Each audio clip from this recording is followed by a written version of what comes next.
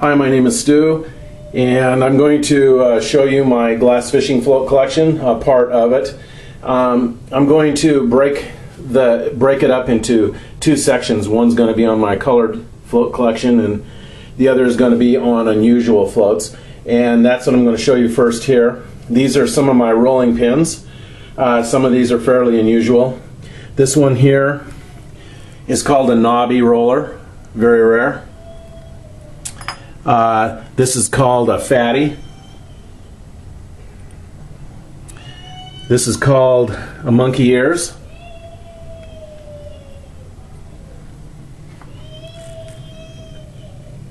This one's called a sausage.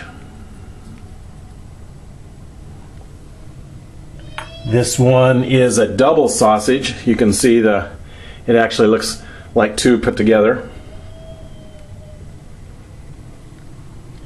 These ones down here are called mini jumbos. This is like a ultra mini jumbo. This is a little bit larger. And then this one is called a wide collar mini jumbo. And that's the rarest of the three. Then I have rolling pins with kanji writing on the side. These are very rare. Quite desirable by collectors. I have one that still has tube worms encased on it. It's pretty cool.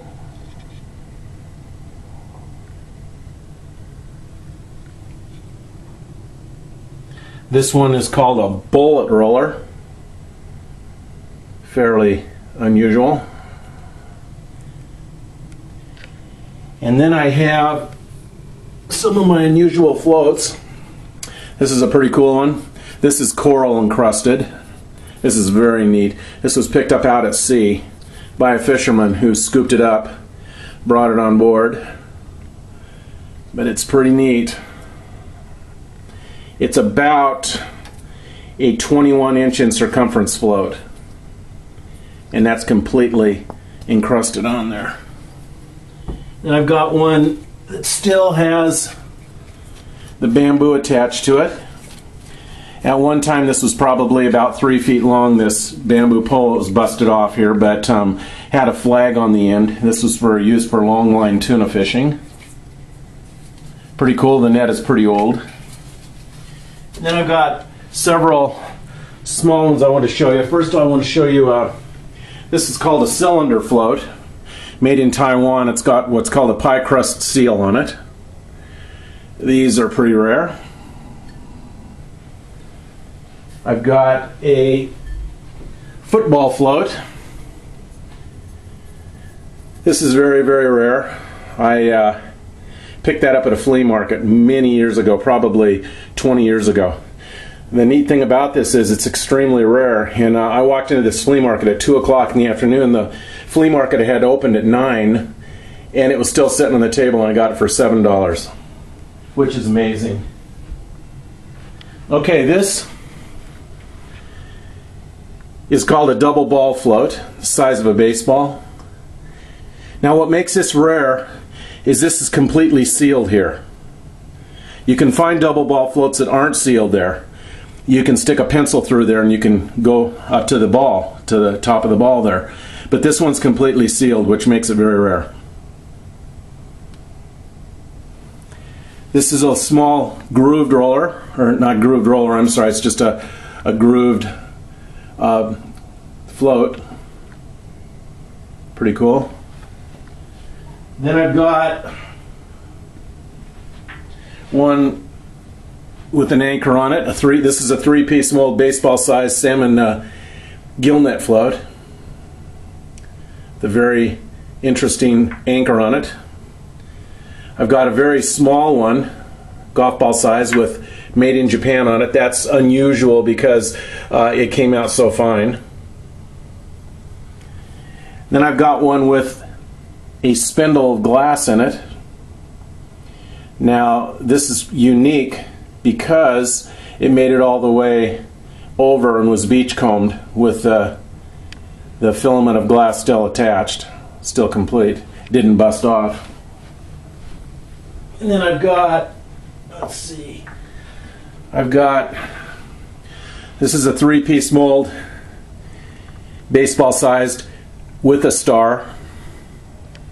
Very unique. This one is really cool because it says made in Japan 2 times, and it's only the size of a large orange, stamped on there twice. This is probably one of my very favorites. It's a baseball sized sickle and hammer float. Now this is, nobody actually knows if this is Korean, Chinese, or Russian. It's very, very old. It's a 2-piece mold float. Still has oven brick in it. Just a beautiful, beautiful float. And I've got a side marked baseball sized float with a Japanese marking on it. Very neat. You don't find those too often. Side marked. And I've got one, a 2-piece mold with a star and a dot in it. And then I've got one with a star without the dot. And I've got one with water in it, about 40% full. Baseball size, no visible cracks.